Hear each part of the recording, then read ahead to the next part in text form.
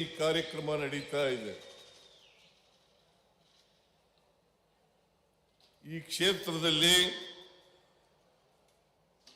ಸುಮಾರು 936 ಕೋಟಿ ರೂಪಾಯಿಗಳ 936 ಕೋಟಿ ರೂಪಾಯಿಗಳ ಉದ್ಘಾಟನೆ, ಶಂಕುಸ್ಥಾಪನೆ ಮತ್ತು ಸವಲತ್ತುಗಳ ವಿತರಣೆ ಈ ಕಾರ್ಯಕ್ರಮ ನಡೀತಾ ಇದೆ. ಈ ಉದ್ಘಾಟನಾ ಕಾರ್ಯಕ್ರಮದಲ್ಲಿ ನಾನು ಮತ್ತು ಎಲ್ಲ ಎಐಸಿಸಿ ಅಧ್ಯಕ್ಷರು ಆದಿಯಾಗಿ ಎಲ್ಲ ಮಂತ್ರಿಗಳು, ಶಾಸಕರುಗಳು ಕೂಡ ಭಾಗಿಯಾಗಿದ್ದೇವೆ ಅಂತ ಅತ್ಯಂತ ಸಂತೋಷದಿಂದ ಹೇಳಲಿಕ್ಕೆ ಬಯಸ್ತಾ ಇದ್ದೇನೆ. ಮತ್ತೆ ಈ ಕಾರ್ಯಕ್ರಮವನ್ನು ನಾವೆಲ್ಲರೂ ಕೂಡ ಅತ್ಯಂತ ಸಂತೋಷದಿಂದ ಉದ್ಘಾಟನೆಯನ್ನು ಮಾಡಿದ್ದೇವೆ. ಕೆಲವರಿಗೆ ಸಾಂಕೇತಿಕವಾಗಿ ಕೆಲವು ಸವಲತ್ತುಗಳನ್ನು ವಿತರಣೆ ಮಾಡಿದ್ದೇವೆ. ನಾನು ಹೋಗಿದ್ದೆ,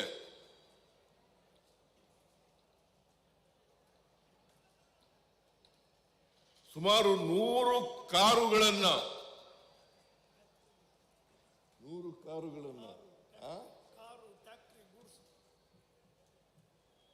ಟ್ರ್ಯಾಕ್ಟರ್ಗಳಲ್ಲದೇನೆ, ಸೈಕಲ್ ಮೋಟರ್ಗಳಲ್ಲದೇನೆ, ದ್ವಿಚಕ್ರ ವಾಹನಗಳಲ್ಲದೇನೆ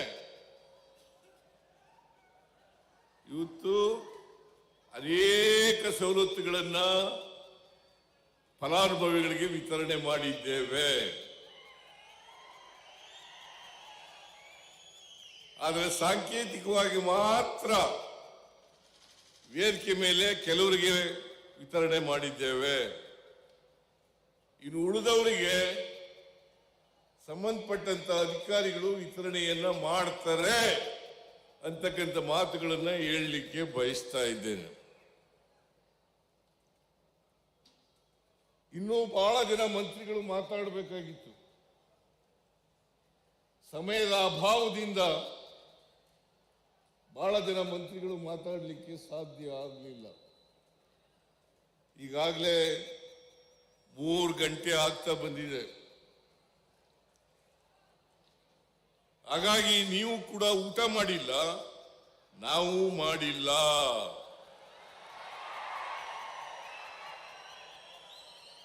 ನೀವೆಲ್ಲರೂ ಕೂಡ ಬಹಳ ಶಿಸ್ತಿನಿಂದ, ಸಂಯಮದಿಂದ ಈ ಕಾರ್ಯಕ್ರಮದಲ್ಲಿ ಕೂತಿದ್ದೀರಿ.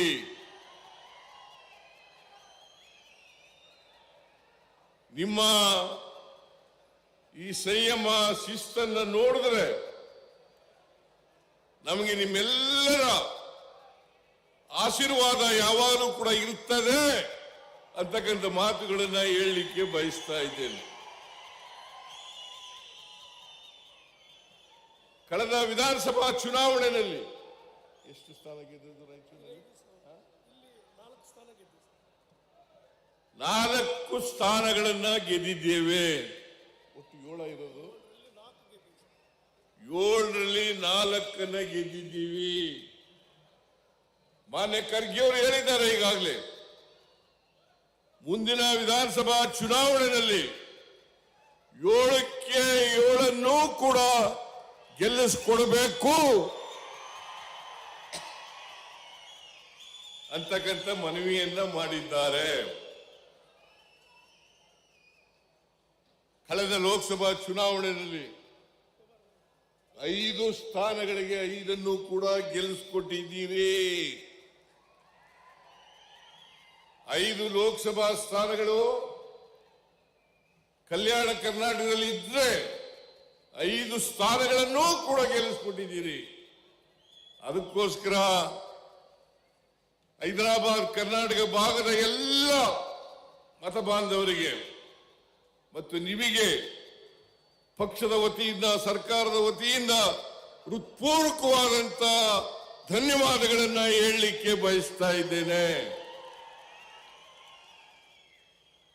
ನಾನು ಇದ್ದೇನೆ ಬರಬೇಕಾಗಿತ್ತು ಈ ಕಾರ್ಯಕ್ರಮಕ್ಕೆ. ಬಸವನಗೌಡ ದದ್ದಲ್ ಅವರು ಹಿಂದೆ ಒಂದು ದಿನ ನಿಗದಿ ಮಾಡಿದ್ರು, ಆದ್ರೆ ಆ ದಿನ ಬರಕ್ಕಾಗಲಿಲ್ಲ. ಹಾಗಾಗಿ ಮುಂದಕ್ಕೆ ಹೋಗಿ ಹೋಗಿ ಹೋಗಿ ಇವತ್ತು ಅಂತಿಮವಾಗಿ ಈ ಕಾರ್ಯಕ್ರಮ ನಡೆದಿದೆ.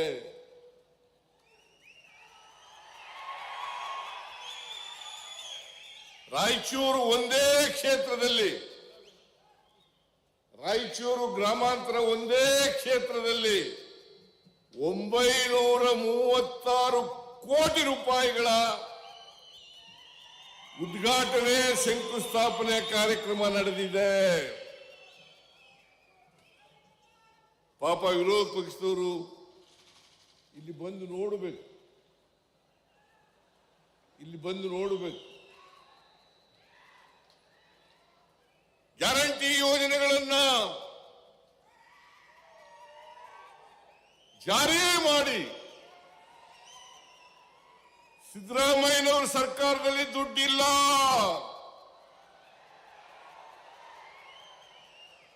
ಅಭಿವೃದ್ಧಿ ಕಾರ್ಯಕ್ರಮಗಳಿಗೆ ಹಣ ಇಲ್ಲ, ಅಭಿವೃದ್ಧಿ ಕಾರ್ಯಕ್ರಮಗಳು ನಡೀತಾ ಇಲ್ಲ ಅಂತೇಳಿ ಬೊಬ್ಬೆಯನ್ನ ಹಾಕ್ತಾರೆ, ಸುಳ್ಳನ್ನ ಹೇಳ್ತಾ ಇದ್ದಾರೆ, ಸುಳ್ಳು ಪ್ರಚಾರ ಮಾಡ್ತಾ ಇದ್ದಾರೆ. ಈ ದೇಶದ ಜನರನ್ನ, ಈ ರಾಜ್ಯದ ಜನರನ್ನ ದಾರಿ ತಪ್ಪಿಸ್ತಕ್ಕಂಥ ಕೆಲಸವನ್ನ ಮಾಡ್ತಾ ಇದ್ದಾರೆ. ಯಾಕಂತಂದ್ರೆ ಭಾರತೀಯ ಜನತಾ ಪಕ್ಷದವರು ಈಗ ಜೆಡಿಎಸ್ನವರು ಸೇರ್ಕೊಂಡಿದ್ದಾರೆ. ಅವರು ಈರುವರೂ ಕೂಡ ಈ ರಾಜ್ಯದ ಅಭಿವೃದ್ಧಿ ಮಾಡತಕ್ಕಂಥ, ಜನರ ಕಷ್ಟಗಳಿಗೆ ಸ್ಪಂದಿಸತಕ್ಕಂಥ ಪ್ರಯತ್ನವನ್ನು ಅವರು ಅಧಿಕಾರದಲ್ಲಿ ಇದ್ದಾಗ ಮಾಡಲೇ ಇಲ್ಲ ಅಂತಕ್ಕಂಥ ಮಾತುಗಳನ್ನು ಹೇಳಲಿಕ್ಕೆ ಬಯಸ್ತಾ ಇದ್ದೇನೆ. ಅವರು ಮಾಡಲಿಲ್ಲ, ನಾವು ಮಾಡೋದನ್ನ ಸಹಿಸ್ಕೊಳ್ಳಲ್ಲ.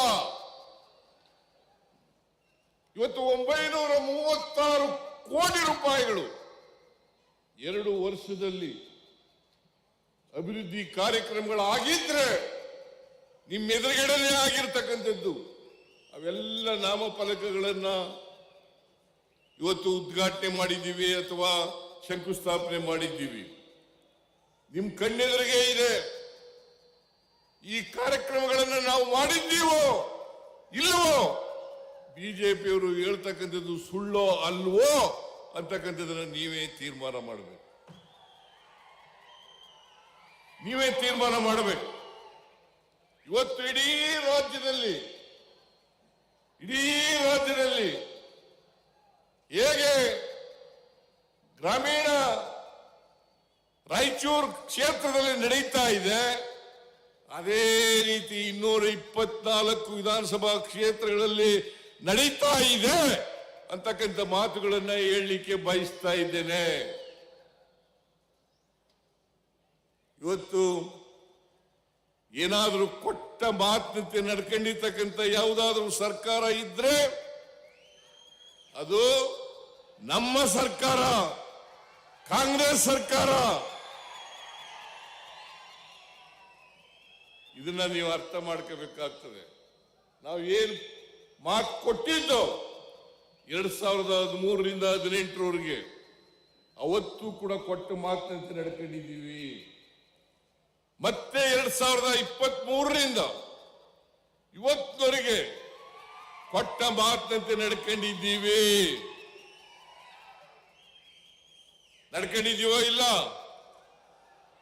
ನಡ್ಕೊಂಡಿದ್ದೀವೋ ಇಲ್ಲ? ನಾವು 2013ರಲ್ಲಿ 165 ಗ್ಯಾರಂಟಿ ಭರವಸೆಗಳನ್ನು ಕೊಟ್ಟಿದ್ದು. 113ರಲ್ಲಿ ಅಲ್ಲ, 2013ರಲ್ಲಿ 165 ಭರವಸೆಗಳನ್ನ ಕೊಟ್ಟಿದ್ದು. 165 ಭರವಸೆಗಳಲ್ಲಿ 158 ಭರವಸೆಗಳನ್ನು ಈಡೇರಿಸಿದ್ದೇವೆ. ಮ್ಯಾನಿಫೆಸ್ಟೋನಲ್ಲಿ ಹೇಳಿರ್ತಕ್ಕಂಥ ಭರವಸೆಗಳನ್ನು ಬಿಟ್ಟು ಇನ್ನೂ 30 ಭರವಸೆಗಳನ್ನು ಈಡೇರಿಸಿದ್ದೇವೆ.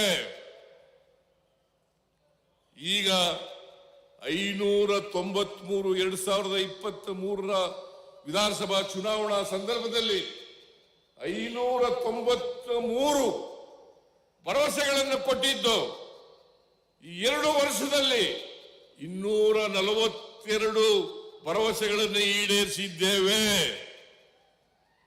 ಉಳಿದ ಭರವಸೆಗಳನ್ನು ಕೂಡ ಇನ್ನು 3 ವರ್ಷದಲ್ಲಿ ಈಡೇರಿಸ್ತೇವೆ ಅಂತಕ್ಕಂಥ ಮಾತುಗಳನ್ನ ತಮಗೆ ತಿಳಿಸಲಿಕ್ಕೆ ಬಯಸ್ತಾ ಇದ್ದೇನೆ.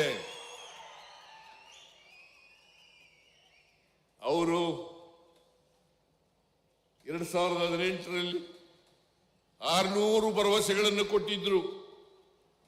600 ಭರವಸೆಗಳನ್ನು ಕೊಟ್ಟಿದ್ರು. ಅದರಲ್ಲಿ 100ಕ್ಕೆ 10% ಶೇಕಡ 10% ಭರವಸೆಗಳನ್ನು ಕೂಡ ಈಡೇರಿಸಲಿಕ್ಕೆ ಬಿಜೆಪಿಯವರ ಕೈಲಾಗಲಿಲ್ಲ. ಈಡೇರಿಸಲಿಕ್ಕೆ ಆಗಲಿಲ್ಲ. ಅವರು ನಮಗೆ ಇವತ್ತು ಪಾಠ ಹೇಳ್ತಾರೆ. ರಾಜ್ಯ ಸರ್ಕಾರ ಏನೂ ಮಾಡ್ತಾ ಇಲ್ಲ, ಗ್ಯಾರಂಟಿ ಯೋಜನೆಗಳನ್ನ ಜಾರಿ ಮಾಡಿಬಿಟ್ಟಿದ್ದಾರೆ, ಅದಕ್ಕೆ ದುಡ್ಡಿಲ್ಲ. ನಾನು ಗ್ಯಾರಂಟಿ ಯೋಜನೆಗಳಿಗೆ ಸುಮಾರು 50,000 ಕೋಟಿಗೂ ಹೆಚ್ಚು ಹಣವನ್ನು ಇಟ್ಟಿದ್ದೇನೆ. ಇಲ್ಲಿವರೆಗೆ 90,000 ಕೋಟಿ ಗ್ಯಾರಂಟಿ ಯೋಜನೆಗಳಿಗೆ ಖರ್ಚಾಗಿದೆ. 90,000 ಕೋಟಿ ಈ 2 ವರ್ಷದಲ್ಲಿ 90,000 ಕೋಟಿ ಹಣ ಖರ್ಚಾಗಿದೆ. ಇವತ್ತು ಗ್ಯಾರಂಟಿ ಯೋಜನೆಗಳಿಗೆ ದುಡ್ಡು ಇಲ್ಲದೆ ಹೋದರೆ ಇವನ್ ಜಾರಿ ಮಾಡಕ್ಕಾಯ್ತಿತ್ತ? ಸರ್ಕಾರ ದಿವಾಳಿಯಾಗಿದ್ರೆ ಈ ಎಲ್ಲ ಕಾರ್ಯಕ್ರಮಗಳನ್ನು ಮಾಡ್ಲಿಕ್ಕೆ ಸಾಧ್ಯ ಆಯ್ತಿತ್ತ? ಇನ್ನೊಂದು ಎಲ್ಲ ಕಡೆ ಪ್ರಚಾರ ಮಾಡೋದು, ಬೆಲೆ ಏರಿಕೆ ಆಗ್ಬಿಟ್ಟಿದೆ, ಸಿದ್ದರಾಮಯ್ಯನವರ ಸರ್ಕಾರದಲ್ಲಿ ಬೆಲೆ ಏರಿಕೆ ಆಗ್ಬಿಟ್ಟಿದೆ. ನಾನು ಕೇಳ್ತೀನಿ, ಇವತ್ತು ಏನಾದರೂ ದೇಶದಲ್ಲಿ ಬೆಲೆ ಏರಿಕೆ ಆಗಿದ್ರೆ ಅದಕ್ಕೆ ನೇರವಾಗಿ ಕಾರಣ ನರೇಂದ್ರ ಮೋದಿಯವರು, ಈ ದೇಶದ ಪ್ರಧಾನಮಂತ್ರಿ. ಈ ದೇಶದ ಪ್ರಧಾನಮಂತ್ರಿ ನರೇಂದ್ರ ಮೋದಿಯವರು 2014ರಲ್ಲಿ ಅಧಿಕಾರಕ್ಕೆ ಬಂದರು. ಅವತ್ತು 10 ತೊಲಾ ಚಿನ್ನ 28,000 ರೂಪಾಯಿ. 28,000 ರೂಪಾಯಿ. ಇವತ್ತು 1 ಲಕ್ಷ. 1 ಲಕ್ಷ, ಸುಮಾರು 4 ಪಟ್ಟು ಹೆಚ್ಚಾಗಿದೆ. 4 ಪಟ್ಟು ಹೆಚ್ಚಾಗಿದೆ. ಈ 4 ಪಟ್ಟು ಚಿನ್ನ ಹೆಚ್ಚಾಗಬೇಕಾದ್ರೆ ನಾನ್ ಕಾರಣನ? ಬಿಜೆಪಿಯವರೇ ನಾನ್ ಕಾರಣನ? ಜೆಡಿಎಸ್ನವರೇ ನಾನ್ ಕಾರಣನ? ಬೆಳ್ಳಿ 1 ಕೆಜಿ 2014ರಲ್ಲಿ 43,000 ರೂಪಾಯಿ. ಇವತ್ತು 95,000 ರೂಪಾಯಿ. ಯಾರು ಕಾರಣ ಇದಕ್ಕೆ? ಗೊಬ್ಬರದ ಬೆಲೆ ಎಷ್ಟಿತ್ತು? ಪೆಟ್ರೋಲ್ ಬೆಲೆ ಎಷ್ಟಿತ್ತು? ಡೀಸೆಲ್ ಬೆಲೆ ಎಷ್ಟಿತ್ತು? ಮತ್ತೆ ಗ್ಯಾಸ್ ಸಿಲಿಂಡರ್ಗಳ ಬೆಲೆ ಎಷ್ಟಿತ್ತು? ನಾಚಿಕೆ ಆಗಲ್ಲ ನಿಮಗೆ? ಮಾನ ಮರ್ಯಾದೆ ಏನಾದ್ರು ಇದೆಯಾ ನಿಮಗೆ? ನಿಮ್ಗಲ್ಲ, ಅವ್ರಿಗೆ, ಬಿಜೆಪಿಯವರಿಗೆ. ಜೆಡಿಎಸ್ನವರಿಗೆ ಅವ್ರಿಗೇನಾದ್ರು ಮಾನ ಮರ್ಯಾದೆ ಇದೆಯಾ? ಇದ್ದೀವ್ರು ಹಿಂಗೆಲ್ಲ ಮಾತಾಡ್ತಾರ? ಮಾನ ಮರ್ಯಾದೆ ಏನೂ ಇಲ್ಲ. ಇವತ್ತು ಎಲ್ಲ ಗ್ಯಾರಂಟಿ ಯೋಜನೆಗಳನ್ನು ಜಾರಿ ಮಾಡಿದ್ದೀವಿ. ಶಕ್ತಿ ಯೋಜನೆಯನ್ನ ಜಾರಿ ಮಾಡಿದ್ದೇವೆ. ಅದು ಜೂನ್ ತಿಂಗಳಲ್ಲೇ ಜಾರಿ ಮಾಡೋದು. ಜುಲೈ ತಿಂಗಳಲ್ಲಿ ಅನ್ನಭಾಗ್ಯ ಗೃಹ ಜ್ಯೋತಿ ಕಾರ್ಯಕ್ರಮವನ್ನು ಜಾರಿ ಮಾಡೋದು 2023 ಜುಲೈನಲ್ಲೇ ಮಾಡೋದು. ಅನ್ನಭಾಗ್ಯ, ಗೃಹ ಜ್ಯೋತಿ. ಆಗಸ್ಟ್ ತಿಂಗಳಲ್ಲಿ ಮೈಸೂರಿನಲ್ಲಿ ಇದೇ ಮಾನ್ಯ ಖರ್ಗೆ ಅವರು, ನಾನು, ರಾಹುಲ್ ಗಾಂಧಿ ಅವರು, DK ಶಿವಕುಮಾರ್ ಅವರು, ಲಕ್ಷ್ಮೀ ಹೆಬ್ಬಾಳ್ಕರ್ ಅವರು, ಮಾದೇವಪ್ಪನವರು ನಾವೆಲ್ಲರೂ ಕೂಡ ಹೋಗಿ ಉದ್ಘಾಟನೆಯನ್ನು ಮಾಡೋದು, ಜಾರಿ ಕೊಟ್ಟು ಸಾವಿರಾರು ಜನ ಸೇರಿದ್ರು. ಅವರ ಎದುರುಗಡೆ ಮಾಡೋದು.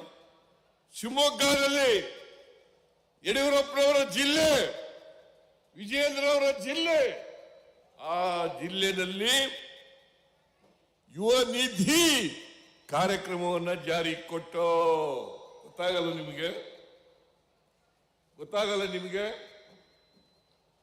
ವಿಜಯೇಂದ್ರ, ಇನ್ನೂ ಪಾಪ ರಾಜಕೀಯದಲ್ಲಿ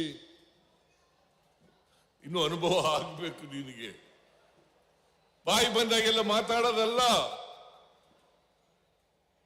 ಬಾಯಿ ಬಂದಾಗ ಮಾತಾಡಬಾರ್ದು. ವಿರೋಧ ಪಕ್ಷ ನಿಮ್ಮ ಬೆಲೆ ಕಡಿಮೆ ಆಗ್ತದೆ, ನಿಮ್ಮ ಗೌರವ ಕಡಿಮೆ ಆಗ್ತದೆ. ಇದನ್ನ ನೀವು ಅರ್ಥ ಮಾಡ್ಕೋಬೇಕು ಅಂತಕ್ಕಂಥ ಮಾತುಗಳನ್ನು ಹೇಳಲಿಕ್ಕೆ ಬಯಸ್ತಾ ಇದ್ದೇನೆ. ಇವತ್ತು 371J ಯಾರು ಮಾಡಿದ್ರು ಅದನ್ನ? 371J ಸಂವಿಧಾನಕ್ಕೆ ತಿದ್ದುಪಡಿ ತಗೊಂಡು ಸಂವಿಧಾನದಲ್ಲಿ ಕ್ಲಾಸ್ ಜೆ ಸೇರಿಸಬೇಕಾದ್ರೆ ಯಾರು ಕಾರಣ? ನೀವು ಕಾರಣನಾ? ಬಿಜೆಪಿ ಅವರೇ, JDS ನವರೇ, ನೀವಲ್ಲ. ಇದಕ್ಕೆ ಕಾರಣ ಮಾನ್ಯ ಖರ್ಗೆ ಅವರು, ಧರ್ಮಸಿಂಗ್ ಅವರು, ಇತರ ಎಲ್ಲ ಈ ಭಾಗದ ಮುಖಂಡರುಗಳು. ಇವರು ಕಾರಣ ಹೊರತು ನೀವು ಅಲ್ಲ. ಕಾಂಗ್ರೆಸ್ನ ಮುಖ್ಯಮಂತ್ರಿಯಾಗಿದ್ದಂತ SM ಕೃಷ್ಣ ಅವರು ಅವತ್ತು ಅದ್ವಾನಿ ಅವರಿಗೆ ಪತ್ರ ಬರೀತಾರೆ. ಅದ್ವಾನಿ ಅವರು ಉಪಪ್ರಧಾನಿಯಾಗಿದ್ರು.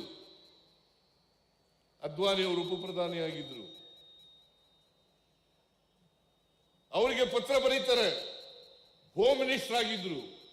ಪತ್ರ ಬರೀತಾರೆ, 371J ಮಾಡಿ, 371 ಸಂವಿಧಾನಕ್ಕೆ ತಿದ್ದುಪಡಿ ತಗೋಬರ್ರಿ, 371J ಮಾಡಿ ಅಂತ ಹೇಳ್ತಾರೆ.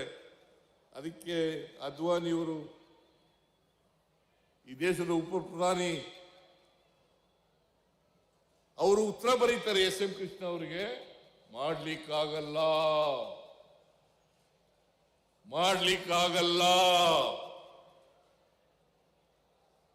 ಈಗಾಗಲೇ ಹೇಗಾಯ್ತು ಅನ್ನೋದ್ರ ಬಗ್ಗೆ ಮಾನ್ಯ ಖರ್ಗೆ ಅವರು ಪ್ರಸ್ತಾಪ ಮಾಡಿದ್ದಾರೆ. 371J ಹೆಂಗಾಯ್ತು ಅಂತೇಳಿ 2013ರಲ್ಲಿ ನಾವು ಅಧಿಕಾರಕ್ಕೆ ಬಂದು, ಅಷ್ಟೊತ್ತಿಗೆ 2012ರಲ್ಲಿ ಅಮೆಂಡ್ಮೆಂಟ್ ಆಗಿತ್ತು.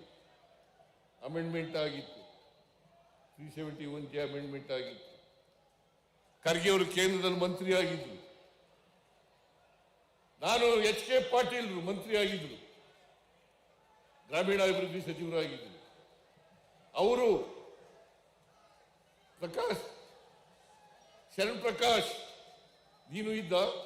ನೀನು ತಂಗಡಿಗಿ, ಇವರೆಲ್ಲರೂ ಕೂಡ ಸದಸ್ಯರು, ಇವರು ಚೇರ್ಮನ್ರು. ನೀವು ವರದಿ ಕೊಟ್ರಿ, ಏನಾದ್ರು ಬದಲಾವಣೆ ಮಾಡದ್ನ? ನಾನು ಬದಲಾವಣೆ ಮಾಡಲಿಲ್ಲ. ಯಥಾವತ್ತಾಗಿ ಅವರು ಕೊಟ್ಟಂತ ವರದಿಯನ್ನ ಜಾರಿ ಕೊಟ್ಟಂತ ಸರ್ಕಾರ ಇದ್ರೆ ಅದು ಕಾಂಗ್ರೆಸ್ ಸರ್ಕಾರ, ಸಿದ್ದರಾಮಯ್ಯ ಸರ್ಕಾರ ಅಂತಕ್ಕಂಥದ್ದನ್ನ ಮರೀಲಿಕ್ಕೆ ಸಾಧ್ಯ ಇಲ್ಲ. ಬಿಜೆಪಿಯವರಿಗೆ ಯಾವುದೇ ನೈತಿಕ ಹಕ್ಕಿಲ್ಲ. ಅವ್ರ ಕಾಲದಲ್ಲಿ ಮಾಡಲಿಲ್ಲ, ಮಾಡಲ್ಲ ಅಂತ ಹೇಳ್ಬಿಟ್ರು ನರೇಂದ್ರ ಮೋದಿ ಅವರು, ಅಲ್ಲ ಎಂತವರು, ಅದ್ವಾನಿಯವರು. ಆಗಲ್ಲ. ಇವತ್ತು ನಾವು ಅಧಿಕಾರಕ್ಕೆ ಬಂದ ಮೇಲೆ 2023ರಿಂದ ಇವತ್ತವರೆಗೆ 13,000 ಕೋಟಿ ರೂಪಾಯಿಗಳನ್ನು ಕೊಟ್ಟಿದ್ದೇವೆ. 13,000 ಕೋಟಿ ರೂಪಾಯಿಗಳನ್ನು ಕೊಟ್ಟಿದ್ದೇವೆ. ಏನಪ್ಪಾ ಶರಣ್ ಪ್ರಕಾಶ್, ನೀವು ಖರ್ಚು ಮಾಡಿ ಇನ್ನೂ ಜಾಸ್ತಿ ಕೊಡೋಣ.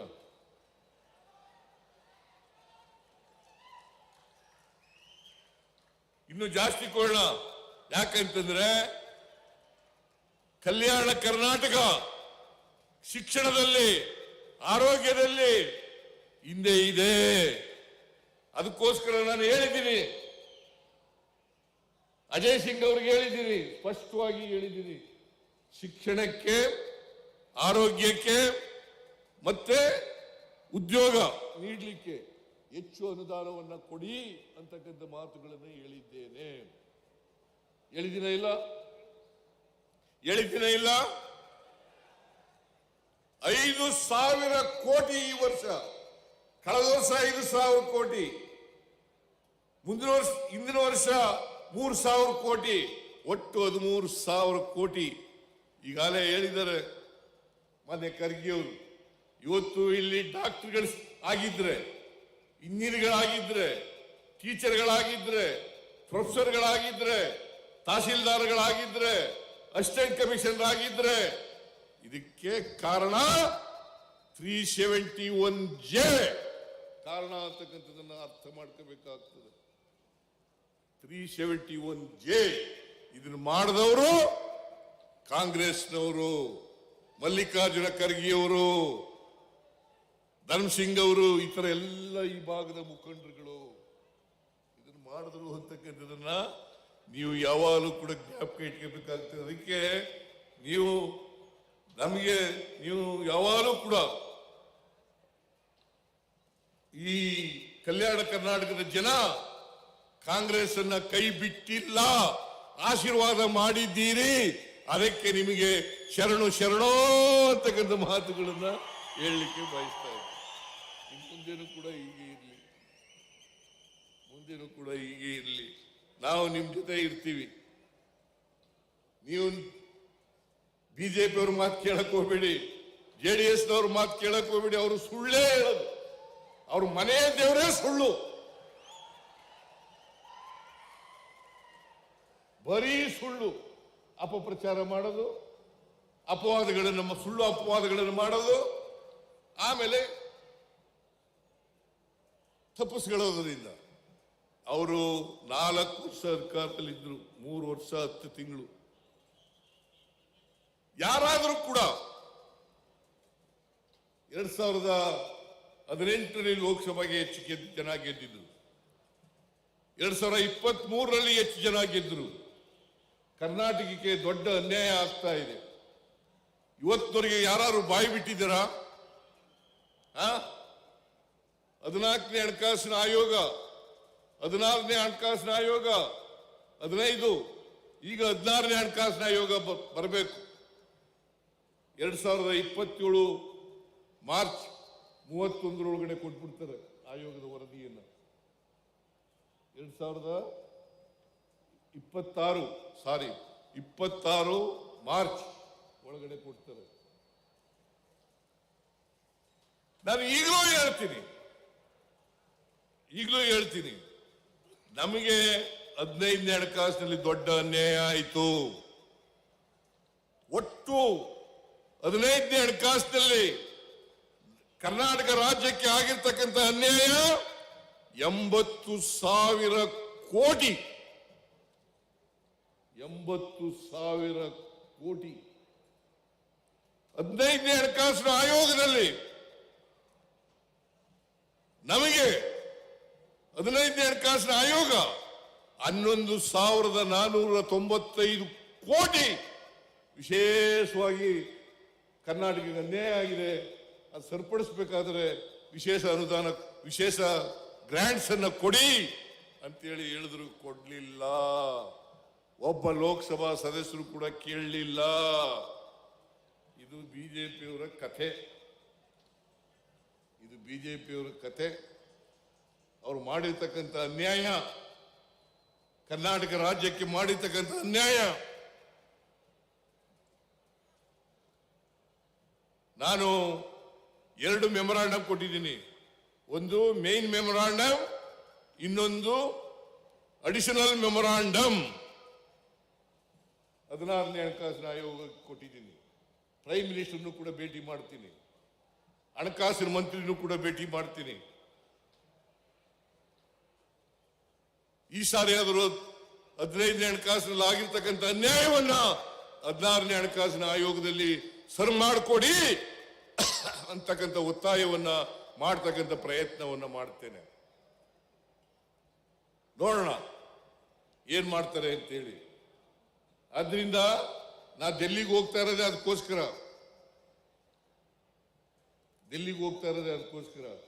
ಡೆಲ್ಲಿಗೆ ಹೋಗಿ ಪ್ರೈಮ್ ಮಿನಿಸ್ಟರನ್ನ, ಹಣಕಾಸಿನ ಮಂತ್ರಿಯನ್ನ ಭೇಟಿ ಮಾಡಿ ಅವರಿಗೆ ಮನವರಿಕೆ ಮಾಡಿಕೊಡ್ತಕ್ಕಂಥ ಪ್ರಯತ್ನವನ್ನ ಮಾಡ್ತೇನೆ ಅಂತಕ್ಕಂಥದ್ದು.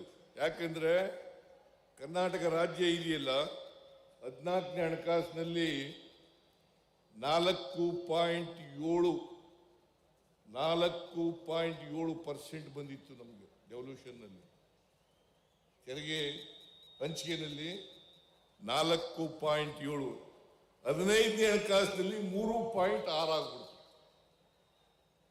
3.6 ಆಗೋಯ್ತು.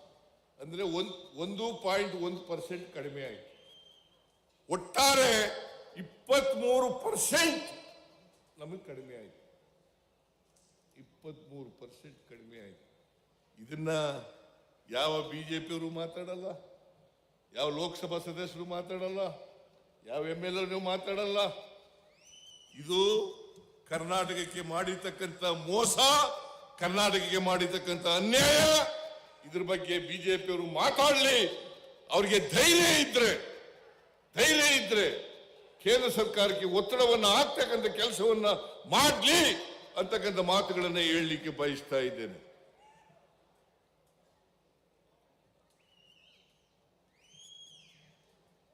ಅವ್ರು ಮಾಡಲ್ಲ ಅಂತ ಗೊತ್ತಿದೆ ನನಗೆ. ಯಾಕಂದ್ರೆ ಅವ್ರಿಗೆ ಧೈರ್ಯನೇ ಇಲ್ಲ. ಪ್ರಧಾನಮಂತ್ರಿ ಹೋಗಿ ಹತ್ರ ನಿಂತ್ಕೊಳ್ಳಕ್ಕೆ ಧೈರ್ಯನೇ ಇಲ್ಲ ಅವರಿಗೆ. ಅದೇನೇ ಆಗಲಿ, ನಮ್ಮ ಹೋರಾಟವನ್ನು ಮುಂದುವರಿಸತಕ್ಕಂಥ ಕೆಲಸವನ್ನು ನಾವು ಮಾಡ್ತೇವೆ. ಕರ್ನಾಟಕ ರಾಜ್ಯಕ್ಕೆ ಆಗಿರ್ತಕ್ಕಂಥ ಅನ್ಯಾಯವನ್ನ ಸರಿಪಡಿಸಲಿಕ್ಕೆ ಎಲ್ಲ ರೀತಿಯ ಹೋರಾಟವನ್ನು ಕೂಡ ನಾವು ಮಾಡ್ತೇವೆ ಅಂತಕ್ಕಂಥ ಮಾತುಗಳನ್ನು ಹೇಳಿ, ನೀವೆಲ್ಲ ನಮ್ಮ ಹೋರಾಟಗಳಲ್ಲಿ ನಮ್ಮ ಜೊತೆ ಇರಬೇಕು ಅಂತಕ್ಕಂಥ ಮಾತುಗಳನ್ನು ಹೇಳಿ ಮತ್ತೊಮ್ಮೆ ಹೇಳ್ತೀನಿ, ದದ್ದಲ್ಲವರು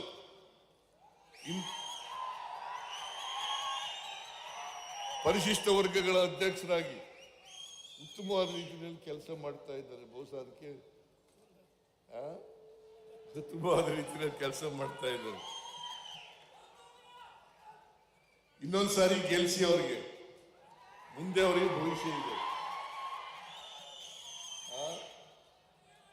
ಈ ಸಾರಿ ನೋಡ್ರಿ ಹೇಳೋಣ, ಆಮೇಲೆ ಇನ್ನೊಂದ್ಸಾರಿ ಹೇಳೋಣ.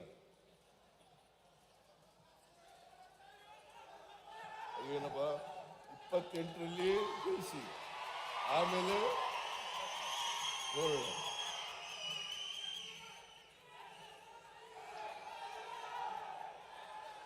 ಅದರಿಂದ ನಾನು ಹೆಚ್ಚು ಮಾತಾಡ್ಲಿಕ್ಕೆ ಹೋಗಲ್ಲ, ಸಮಯ ಆಗಿದೆ, ದಯವಿಟ್ಟು ಕ್ಷಮಿಸಿ. ಈಗಾಗಲೇ ಖರ್ಗೆಯವರು ಅನೇಕ ವಿಚಾರಗಳನ್ನು ಪ್ರಸ್ತಾಪ ಮಾಡಿದ್ದಾರೆ, ರಾಷ್ಟ್ರ ರಾಜಕಾರಣದ ಬಗ್ಗೆ ಎಲ್ಲ ಪ್ರಸ್ತಾಪ ಮಾಡಿದ್ದಾರೆ. ನಾನು ಅದನ್ನೆಲ್ಲ ಪ್ರಸ್ತಾಪ ವಿಧಾನಸಭಾ ಚುನಾವಣೆಯಲ್ಲಿ 7ಕ್ಕೆ 7 ಕೂಡ ಗೆಲ್ಲಿಸಿಕೊಡಬೇಕು ಅಂತಕ್ಕಂಥ ಮನವಿಯನ್ನ ಮಾಡಿದ್ದಾರೆ.